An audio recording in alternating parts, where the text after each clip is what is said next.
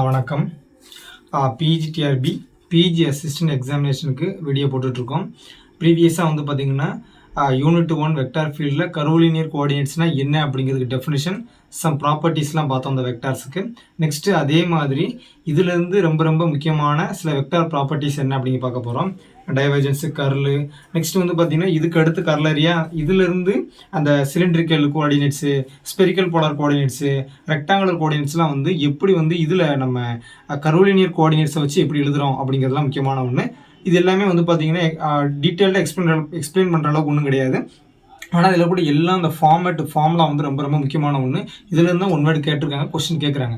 பெரும்பாலும் வந்து பார்த்தீங்கன்னா இந்த வெக்டார் ப்ராப்பர்ட்டி, அதாவது கர்வ்லினியர் கோஆர்டினேட்ஸில் கூட இந்த வெக்டார் ப்ராப்பர்ட்டி பார்த்தீங்கன்னா அதான் பெரும்பாலும் கேட்பாங்க. ரைட்டா, அந்த ப்ரீவியஸ் 2021 டெஸ்ட்டில் கூட இந்த இதில் தான் கேட்டாங்க. அதுக்கு முன்னாடி நடந்த டெஸ்ட்லாம் வந்து பார்த்திங்கன்னா இந்த கர்ல் இருக்குது பார்த்தீங்கன்னா, இந்த கர்ல் வந்து நம்ம ஆர்த்தோகோனல் கர்வ்லினியர் கோஆர்டினேட்ஸில் எப்படி இருந்துச்சு அப்படிங்கிறது கேட்டிருந்தாங்க.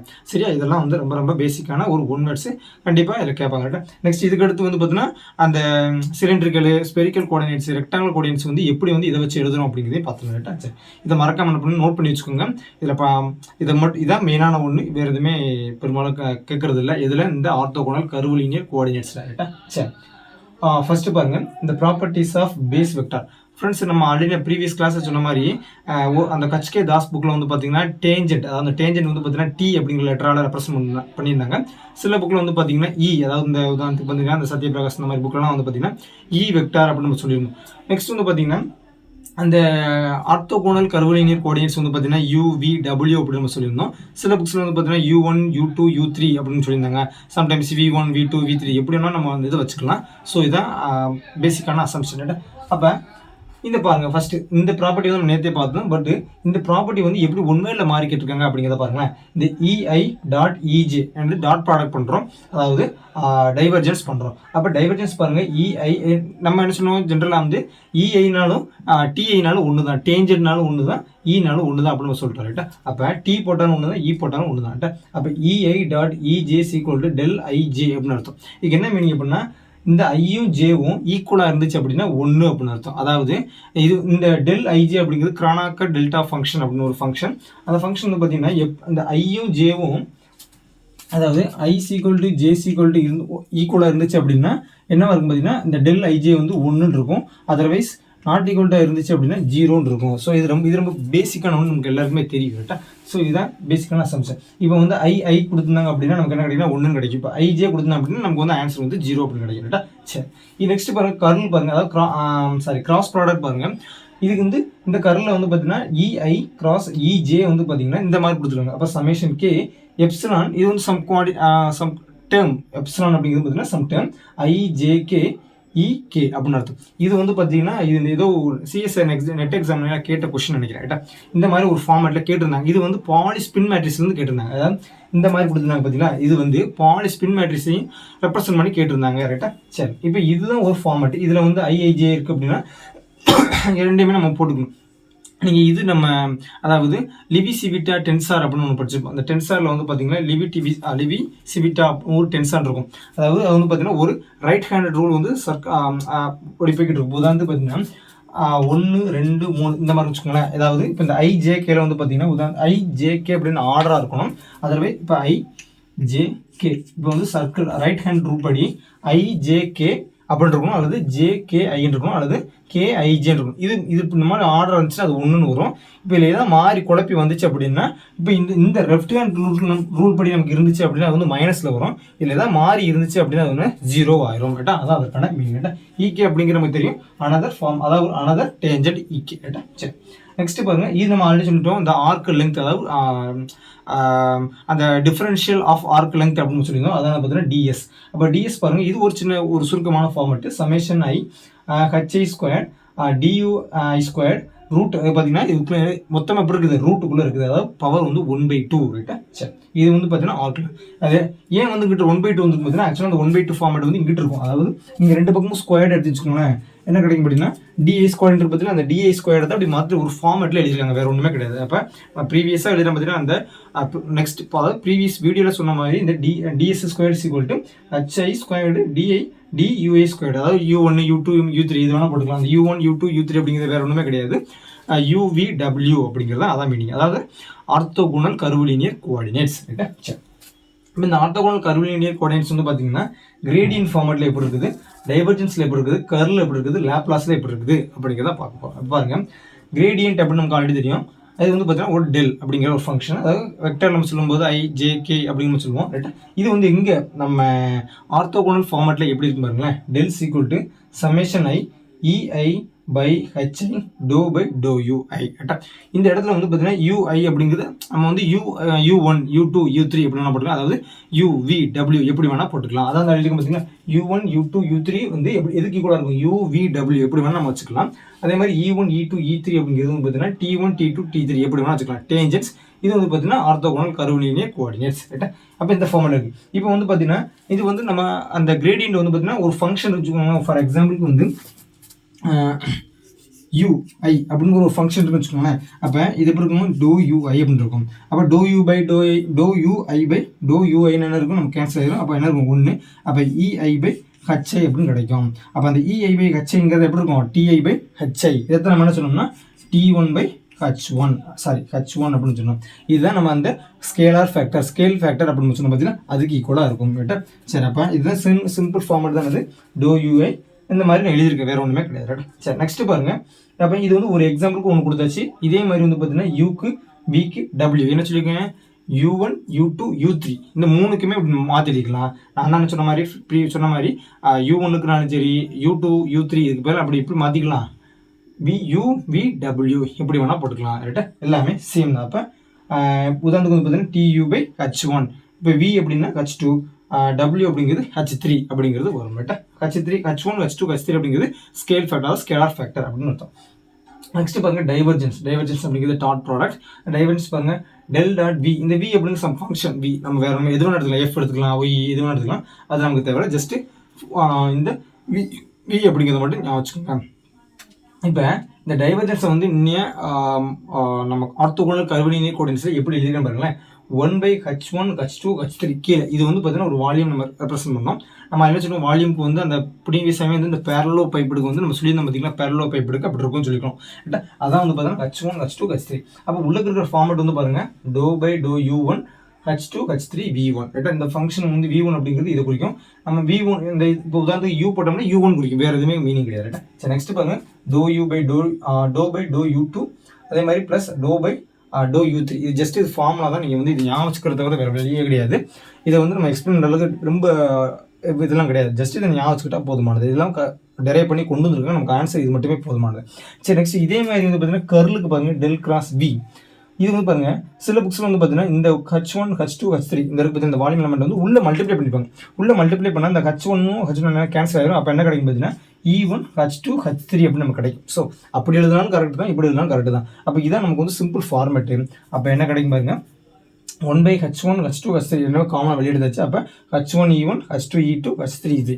அப்போ அந்த E1 E2 E3 எழுதிக்கு equal T1 T2 T3. அப்போ இது டேஞ்சன் அர்த்தம். ரைட்டா? அப்போ H1 T1 H2 T2 H3 T3 எப்படி போட்டாலும் சேம் தான். ரைட்டா? நெக்ஸ்ட் பாருங்க டோ பை டோ U1 டோ பை டோ U2 டோ பை டோ U3 நினச்சிருக்கோம் UVW எல்லாமே சேம் தான். நெக்ஸ்ட் பாருங்க H1 V1 H2 V2 H3 V3 இதெல்லாமே சிம்பிளாக இருக்கிறதுனால இந்த ஃபார்மேட் நான் எழுதியிருக்கிறேன். ரைட்டா? நெக்ஸ்ட் இதே மாதிரி பாருங்க லேப்லாஸ் அப்படிங்கிறது வேறு ஒன்றுமே கிடையாது, டெல் அவ்வளோதான். டெல் டாட் டெல், அதாவது டெல் ஸ்கொயர், வேறு ஒன்றுமே கிடையாது. ஆக்சுவலாக ஒரு ஃபார்மேட்லேருந்து வந்தது நமக்கு தேவை. ஜஸ்ட் இந்த டெல் ஸ்கொயர் அப்படிங்கிறது டெல் ஸ்கொயர் ஆப்ரேட்டர்.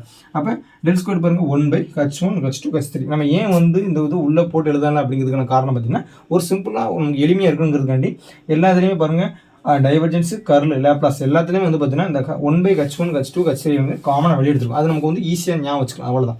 அப்போ டோ பை டோ U1 இதில் பாருங்கன்னா இந்த இதுக்கும் கிட்டத்தட்ட சேமாக இருக்கும். இதில் பாருங்கன்னா நம்ம இந்த டெல்லி கொடுத்தோம். அப்போ இது வந்து அகைன் நம்ம என்ன பண்ணணும் ஸ்கொயர், அதாவது அகைன் வந்து டெல் ஆப்ரேட்டர் பண்ணோம் அப்படின்னா இது அப்படியே இருக்குது. டோ பை டோ U1 வந்து அப்படி இருக்கும். அப்போ H2 H3 வந்து அப்படியே இருக்குது. அப்போ நெக்ஸ்ட் கீழே பாருங்களேன் இந்த உங்களுக்கு V போட்டோம்னா உங்களுக்கு என்ன கிடைக்கும் V அப்படின்னு கிடைக்கும். அப்போ இது வந்து டோ நம்ம ஒன்று வச்சுக்கிட்டாலும் ஒன்று வச்சுக்கலாம். அப்போ டோ U1 டோ U2 இது வேணால் வச்சுக்கலாம். ரைட்டா? அப்போ H2 H3 அது அப்படியே இருக்கு பாருங்க. நெக்ஸ்ட் கீழே இருக்க ஒரு H1 இருக்குது. நெக்ஸ்ட் இதில் பாருங்க H3 H1 இருக்குது, H2 இருக்குது. நெக்ஸ்ட் இதில் பாருங்க H1 H2 H3. அதே மாதிரி நம்ம சொன்ன பார்த்தீங்கன்னா 1 2 கீழே வந்து அதாவது 2 3 1 இந்த 2 3 1. அதே மாதிரி பாருங்க 3 1 2 3 1 2 அது மாதிரி 1 2 3 இந்த மாதிரி ஆர்டரில் தான் இருக்கும். சரி, நெக்ஸ்ட் பாருங்கள் general results for the orthogonal curvilinear coordinates. இது பாருங்க, இது வந்து பார்த்தீங்கன்னா ஒரு வித்தியாசமான ஒரு ஃபார்மேட். இது நம்ம கிளாசிக்கல் மெக்கானிக்ஸ்லையும் சரி குவாண்டம் மெக்கானிக்ஸ்லையும் படிச்சிருப்போம். அதாவது கண்டினியூட்டி ஈக்குவேஷன்ஸ் நம்ம படிச்சிருப்போம் பார்த்தீங்கன்னா அதே ஃபார்மேட் தான். அப்போ d by d t equal to doe by to t plus summation i v i by h i into doe by doe a. இது வேற ஒன்றுமே கிடையாது. இந்த ஃபார்மேட் அப்படிங்கிறது பார்த்தீங்கன்னா வி டாட் டெல். இதை நம்ம எப்படி மாற்றினாலும் நோ ப்ராப்ளம். அப்போ ஆனால் ஃபார்மேட் வந்து சேஞ்சஸ் ஆகும். அப்போ டோ by to t plus v dot del. இந்த கொஸ்டின் வந்து பார்த்தீங்கன்னா அந்த கேட் எக்ஸாமினேஷனில் கேட்ட ஃபார்மேட் ரைட்டா. இது வந்து கேட் அதில் ஃபார்மேட்டு, ஆனால் இது டேரெக்டாக இருக்காது. அது வேறு ஃபார்மேட்டில் அதாவது வேறு நோட்டேஷன்ஸில் கொடுத்துருப்பாங்க. But format is change same. இது வந்து பார்த்தீங்கன்னா நம்ம கிளாசிக்கல் மெக்கானிக்ஸ்லாம் இருக்குது, அது நடத்தும் ரைட்டா. சரி, நெக்ஸ்ட் வந்து பார்த்தீங்கன்னா இந்த ஆர்த்தோகோனல் கர்வலினியர் கோஆர்டினேட்ஸை வச்சு எப்படி வந்து அந்த சிலிண்டரிக்கல், ரெக்டாங்குலர், ஸ்பெரிக்கல் போலார் கோஆர்டினேட்ஸை எழுதுறாங்க அப்படிங்கிறத பார்க்கலாம். இப்போ வந்து இந்த cylindrical coordinates and spherical polar coordinates வந்து இன் டெர்ம்ஸ் ஆஃப் ஆர்த்தோகோனல் கர்வலினியர் கோஆர்டினேட்ஸில் எப்படி எழுதலாம் அப்படிங்கிறத பார்க்கலாம். இப்போ வந்து பார்த்தீங்கன்னா நான் சிலிண்ட்ரிக்கல் கோஆர்டினேட்ஸ்க்கு மட்டும் இவ்வளோ டீட்டெயில்ஸாக எழுதியிருக்கிறேன். இதே மாதிரி ஸ்பெரிக்கல் போலார் கோஆர்டினேட்ஸ்க்கு வந்து பார்த்தீங்கன்னா நான் டெலகிராம் சேனலில் வந்து அந்த பிடிஎஃப் வந்து நான் சென்ட் பண்ணுறேன். அதில் நீங்கள் கோத்ரூ பண்ணி பார்த்துக்குங்க. ஸோ அதனால் வந்து அந்த லிங்க் நான் டிஸ்கிரிப்ஷனில் கொடுங்க. மறக்காமல் நம்ம டெலகிராம் சேனல் குரூப்லலாம் ஜாயின் பண்ணிக்கோங்க. ரொம்ப யூஸ்ஃபுல்லாக இருக்கும் ரைட்டா. நிறைய ஃப்ரெண்ட்ஸ் வேறு இருக்கிறாங்க. ஜஸ்ட்டு கோத்ரூ பண்ணி நல்லா ஜாயின் பண்ணிக்கோங்க ரைட்டா. சரி, இப்போ சிலிண்ட்ரிக்கல் கோஆர்டினேட்ஸ்க்கு பாருங்கள். First cylindrical coordinates in terms of Cartesian coordinates நமக்கு ஈஸியாக தெரியும். x is equal to rho cos pi, y is equal to rho sin pi, z is equal to z. அப்போ சிலிண்ட்ரிக்கல் கோஆர்டினேட்ஸ் வந்து பார்த்தீங்கன்னா rho comma phi comma z அப்படிங்கிறது மட்டும் நமக்கு தெரியும் ரைட்டா. சரி, சிம்பிளாக அவ்வளோதான் மீனிங். அப்போ இந்த ரோவோட வேல்யூ என்ன, ஃபையோட வேல்யூ என்ன, இசட்டோட வேல்யூ என்ன in terms of x y z, அது அப்படிங்கிறத எழுதியிருக்கேன் பாருங்க. அப்போ rho equal to x square plus y square plus z square power 1/2, அதாவது ரூட் ஆஃப் அப்படின்னு வரும். நெக்ஸ்ட் 5 பாருங்க, 5 மீன்ஸ் சமன் ஆங்கிள். அப்போ tan inverse y by x then z equal to z. இதில் ரொம்ப பேசிக்கான ஒன்று. இதே மாதிரி தான் வந்து பார்த்தீங்கன்னா நமக்கு வந்து ஸ்பெரிக்கல் போலார் கோஆர்டினேட்ஸ்க்கும் இருக்குது. அதை நான் அந்த பிடிஎஃப்ல கொடுக்குறேன் ரைட்டா. சரி, நெக்ஸ்ட் இது இன் டெர்ம்ஸ் ஆஃப் நம்ம வந்து ஆர்த்தோகோனல் கர்வலினியர் கோஆர்டினேட்ஸ் எப்படி எல்லாம் பாருங்க. டேஞ்சன்ட் எப்படி இருக்கும் பாருங்க. டியூ டிவி டிடபிள்யூ equal to d rho T5 TZ அப்படின்னு இருக்கும். அப்போ UVW அதாவது U1 U2 U3 எப்படி வேணாலும் எடுத்துக்கலாம்.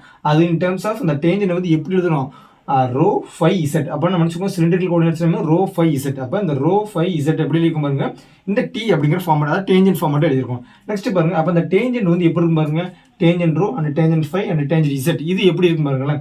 அப்போ காஸ் 5 இது மாதிரி எழுதிருக்கு. ஜஸ்ட் நீங்கள் ஞாபகம் வச்சுக்கோங்க, இது நமக்கு ரொம்ப டீட்டெயிலாக தேவை. ஜஸ்ட் இது எப்படி இருக்குது அப்படிங்கிற மட்டும் பாருங்க. இதே மாதிரி தான் வந்து பார்த்தீங்கன்னா நம்ம ஸ்பெரிக்கல் போலார் கோஆர்டினேட்ஸுக்கும் இருக்கும் ரைட்டா. சரி, அப்போ இதுதான் இந்த இருக்குது, இதுதான் நமக்கு மெயினான ஒன்று. இதுதான் வந்து பார்த்தீங்கன்னா உண்மையில கேட்கறது சான்ஸ் இருக்குது. அப்போ இந்த டேஞ்சன்ட் இருக்கு பார்த்தீங்கன்னா டி ரோ, அதில் டி ரோவையும் ஃபையையும் நம்ம வந்து டாட் ப்ராடக்ட் பண்ணால் என்ன கிடைக்கும். நெக்ஸ்ட் பாருங்க, அதே மாதிரி டி ரோவையும் டி இசட்டையும் நமக்கு வந்து டாட் ப்ராடக்ட் பண்ணால் என்ன கிடைக்கும். அதே மாதிரி டி இசட்டையும் டி ரோவையும் டாட் ப்ராடக்ட் பண்ணால் நமக்கு என்ன கிடைக்கும் பாருங்க, 0. அதான் ரொம்ப முக்கியமான ஒன்று. அதாவது இந்த ரெண்டையும் டாட் ப்ராடக்ட் பண்ணால் நமக்கு 0 கிடைக்கும். அதே மாதிரி இந்த ரெண்டையும் நமக்கு டாட் ப்ராடக்ட் பண்ணால் 0 கிடைக்கும். அதே மாதிரி இதையும் டாட் ப்ராடக்ட் பண்ணோம் அப்படின்னா நமக்கு 0 கிடைக்கும். இது ரொம்ப முக்கியமான பாயிண்ட்டு ரைட்டா.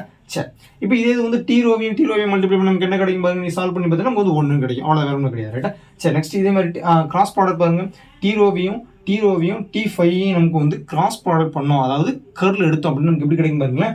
நமக்கு அதுக்கு அடுத்தது நம்ம கிடைக்கும். நம்ம ஆல்ரெடி நம்ம சொன்ன ரைட் ஹேண்ட் ரூல் படி நம்ம என்ன சொன்ன பாருங்க. அப்போ D rho T5 and TZ. அப்போ இந்த ரெண்டையும் நமக்கு வந்து கிராஸ் ப்ராடக்ட் பண்ணோம் அப்படின்னா இது கிடைக்கும். நெக்ஸ்ட் இதையும் கிராஸ் ப்ராடக்ட் பண்ணோம்னா இது கிடைக்கும். நெக்ஸ்ட் இதையும் கிராஸ் ப்ராடக்ட் பண்ணால் இது கிடைக்கும். அப்போ மாற்றி பண்ணோம்னா நமக்கு என்ன கிடைக்கும், மைனஸில் கிடைக்கும். வேற ஒன்றுமே கிடையாது ரைட்டா. அதான் அப்படி இருக்கும்.